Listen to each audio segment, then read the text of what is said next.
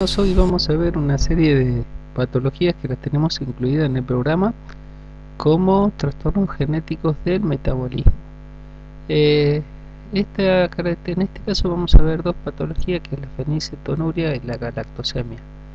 La característica en común es que el trastorno es genético, hay un trastorno en los genes, pero que no se expresa fenotípicamente por alteraciones corporales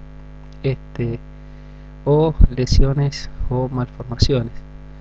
Lo que se traduce la patología genética es en un déficit o alguna falla en el sistema enzimático, es decir, la conversión de algunos alimentos en sustancias propias para aprovechamiento del cuerpo, y en vez de esto se convierten en sustancias que pueden ser o se acumulan como sustancias nocivas para el cuerpo, que son capaces de producir daño a los tejidos.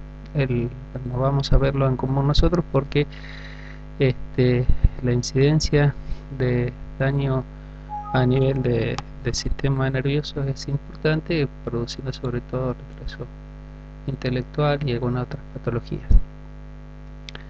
Y la severidad va a depender mucho también del grado de afectación que tengan los chicos, el grado de afectación que tengan las enzimas involucradas. Eh, la una de las a ver, la bueno, estas, por ejemplo, la fenilcetonuria es un cuadro que se conoció recién en el 1934.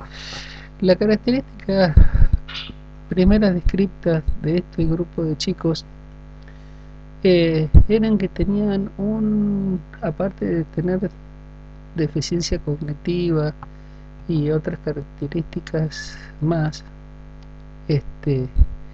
como ser más claro que los hermanos, en la tesis, etcétera. Una de las cosas que los caracterizaba era el olor, el sudor y en la orina, que era un olor que se describía como olor a ratón o olor a pasto mojado. Eh, en, por eso eh,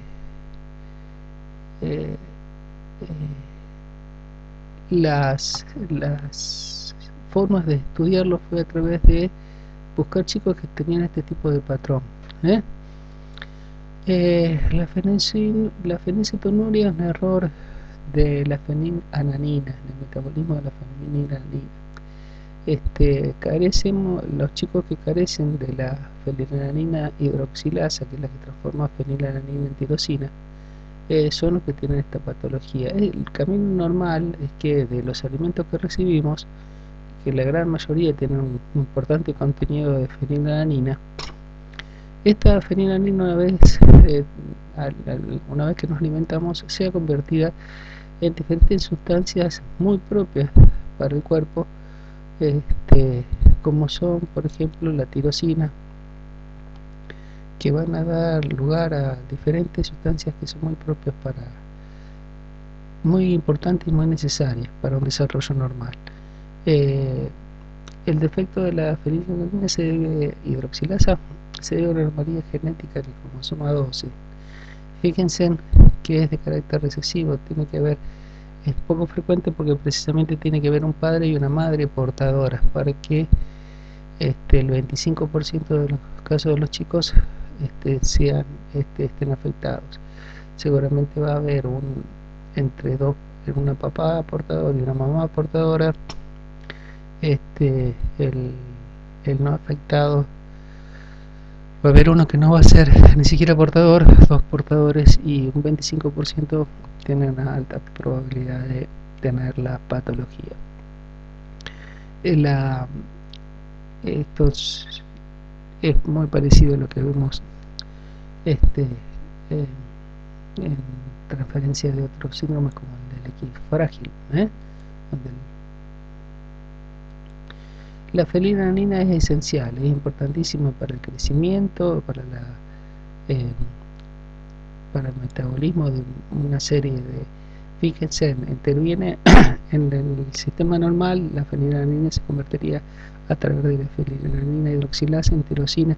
Tirosina va a dar lugar a la tiroxina, también da lugar a la hormona de la tiroides, da lugar a la síntesis de melanina, que es importante para el tema del color, descoloración de la piel, y los ojos, y también para los sistemas de sueño, también para una vía importantísima en la obtención de energía. Si no pasa la fenilalanina a tirosina, se va a ir convirtiendo en fenilalanina a través de la fenilalanina ácido fenilpirúvico en feniláctico, fenilacético, que son sustancias que en altas concentraciones se vuelven nocivas para el cuerpo. Fíjense, acá vemos como la ausencia de la fenilalanina hidroxilasa, al no poder aparecerse, al no poder convertirse en sustancias propias y adecuadas para el cuerpo, como la melanina, tirosina, proteínas, obtención de energía, etcétera, las concentraciones de fenil láctico, fenilacético y fosfohidroxifenilpirúvico suelen aumentar muchísimo, y esto trae como consecuencias que un retraso que se ve gradual. Estos chicos que tienen los trastornos genéticos metabólicos nacen normales, son completamente normales, porque la patología se va desarrollando a medida que empiezan a recibir sus alimentos, que deberían ser sanos, pero en el caso de ellos se convierten en una sustancia muy peligrosa. Nacen completamente normales. A medida que van creciendo, los primeros meses, por ejemplo, suele pasar desapercibido, pero empieza así el daño.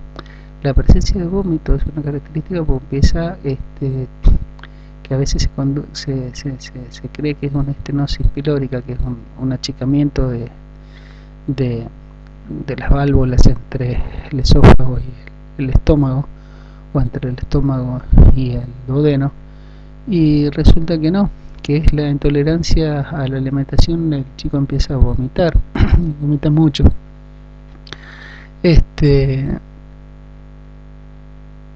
Fíjense que los chicos no tratados se vuelven hiperactivos y presentan empiezan con movimientos estereotipados, sin motivo, complexión laxa, el olor desagradable a ratones o a moho, humedad. Esto parecería más una fotografía de una parálisis ya cerebral, que pueden ser casos graves ya. Una alteración sí importante que se va a dar, aparte de la hipotonía, los reflejos hiperactivos. Fíjense, es poco tono muscular, pero sí hiperactivo, es que tengan convulsiones. Un 25% y casi la mitad tienen problemas que se pueden ver las lesiones en el electroencefalograma. El electroencefalograma va a dar un foco epileptógeno, es decir, propensos a tener epilepsia, o nos va a dar alteraciones importantes en el voltaje o en la simetría necesaria. Los chicos empiezan a desarrollar mal el crecimiento cefálico, suelen tener microcefalia, maxilares provenientes, los huesos y los dientes y las uñas no son de escasa implantación, suelen tener la tez más clara que los hermanos por el tema de la melanina.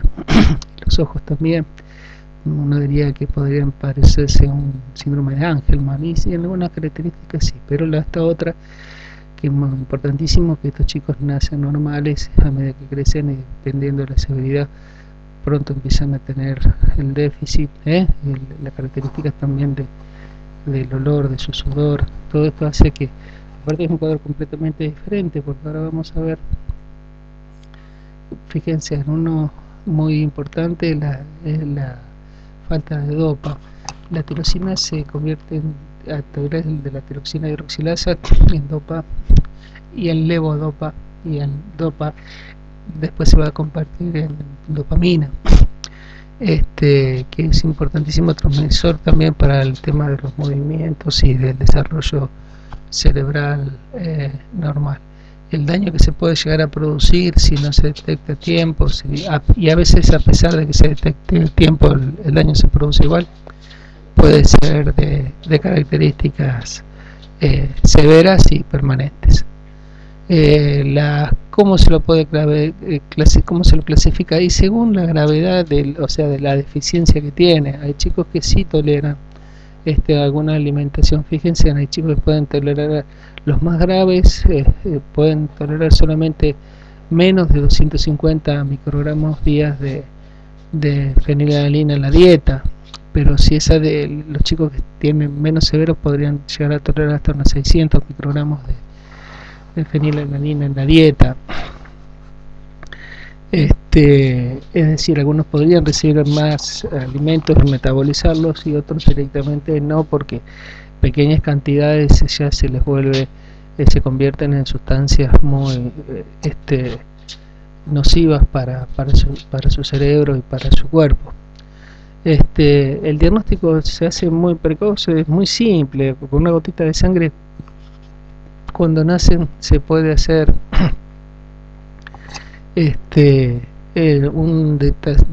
una detección temprana.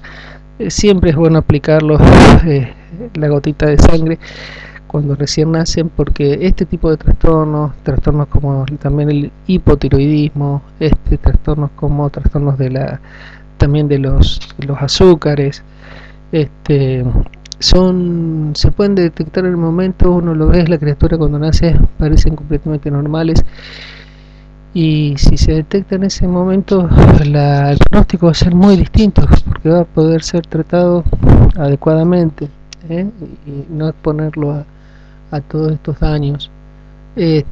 Ahora, si la déficit de hidroxilasa, de fenilalanina,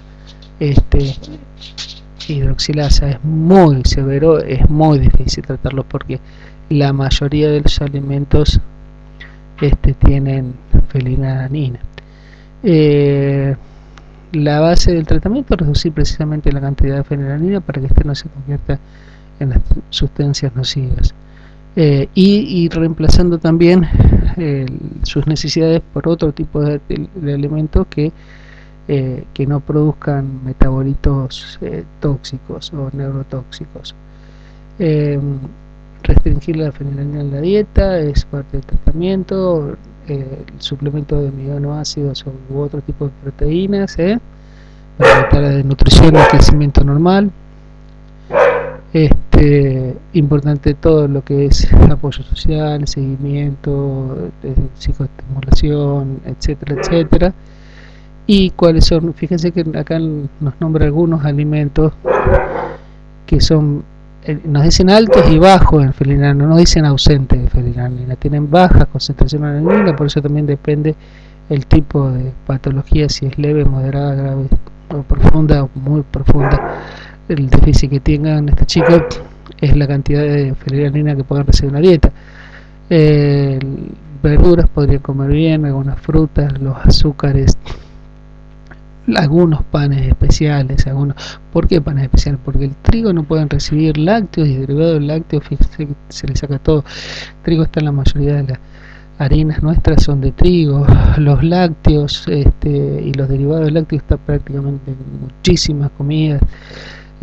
La mayoría de los alimentos producidos, las carnes, pescados, gaseosas, huevos, nueces, legumbres, todas esas cosas no podrían recibirlo, porque la cantidad de fenilalanina es muy, muy alta. Vamos a ver otro cuadro ahora, que es la galactosemia. La galactosemia también es un trastorno que vamos a encontrar a nivel genético, es también recesivo, y también es acá podría estar afectada alguna de las vías, de las tres vías que tenemos para habitualmente metabolizar, producir nuestros alimentos, convertirlos en sustancias benéficas, a los azúcares de la leche. A la galactosa está precisamente es está presente en la leche. Entonces van a ser chicos que nacen normal, igual que vimos la vez pasada, pero lo que tendría que ser el metabolismo normal de la lactosa, de este azúcar de la leche, para producir energía, sobre todo glucosa 1-fosfato. También es importante en la formación de algunas glucolípidos, algunas grasas, algunas glucoproteínas y aminoácidos. Está importantísimo, saben que uno de los primeros alimentos tan importantes para un bebé siempre es la leche, sea la leche materna y posteriormente. Pero acá lo que nos trae el problema es la leche inclusive materna. En la enfermedad grave, la forma de precipitación grave, ya los síntomas aparecen en las primeras semanas de vida y son muy parecidas a las anteriores. También una de las características va a ser el rechazo a la leche, el vómito, la diarrea. Fíjense que el bebé prácticamente toda la alimentación que tiene es leche cuando nace, hasta los durante los primeros meses. Después se empiezan a agregar, generalmente siempre se sugiere que hasta los 6 meses básicamente sea leche, y hasta los 2 años reciba, hasta el año medio, 2 años reciba su dosis importante de leche diaria. El recién nacido, fíjense en lactosa, glucosa, bueno, esas son las enzimas que vemos a ver que nos pueden llegar a tener déficit. Y cuando la enzima de la transferencia no ocurre, se empiezan a formar sustancias que van a dañar no solamente el cerebro, sino también al hígado y al riñón. Fíjense en el camino normal de los azúcares, de las leches, fíjense, la leche materna, leche, derivados, leche, queso, yogures, etcétera. El azúcar de la leche se produce por encima de la lactosa, se produce glucosa y es energía pura. Si carecemos de esta enzima, lo que se produce es la acumulación de galactosa y tenemos el déficit de producción de energía. Y cómo se manifiesta clínicamente. Tiene hipoglicemia ese chico, a pesar de que come, tiene niveles de azúcares muy bajos, el hígado se inflama, se produce ictericia, se produce una coloración amarilla producto de un aumento de la bilirrubina. El hígado no puede limpiar adecuadamente toda la sangre y eso se empieza a acumular con una coloración amarillita en la tez de los ojos, en la conjuntiva y sobre todo en la conjuntiva, en la piel. En la inflamación del hígado, la hepatomegalia crece, los vómitos, la falta de azúcar, aparecen convulsiones, letargo, duerme muchísimo, irritable, no gana peso, una criatura que come no crece, el retraso mental se va haciendo notorio a medida que crece, puede producirse también cataratas y lesiones del riñón. Así todo, a pesar de que el diagnóstico se puede hacer mediante dos formas, que es el estudio de la orina, también el estudio de la sangre, y también se puede sacar tempranamente cuando apenas nace, hacerse una pruebita de galactosemia. A pesar de ser uno de los cuadros más graves, no lo es tanto como lo es la fenilcetonuria. ¿Y por qué? ¿Por qué la fenilcetonuria suele ser más grave o peor pronóstico que la galactosemia? Porque se pueden reemplazar mucho más fácil los alimentos que no tengan leche. O sea, se le puede suprimir de la leche los derivados de la leche. Es mucho más fácil a la criatura y darle un buen suplemento alimentario. Y si la criatura no recibe este azúcar de la leche, la lactosa, no se va a enfermar y puede crecer. En cambio, la fenilcetonuria es mucho más difícil de sacarle los alimentos que tengan fenilalanina. O sea, está mucho más presente en la mayoría de los alimentos la fenilalanina.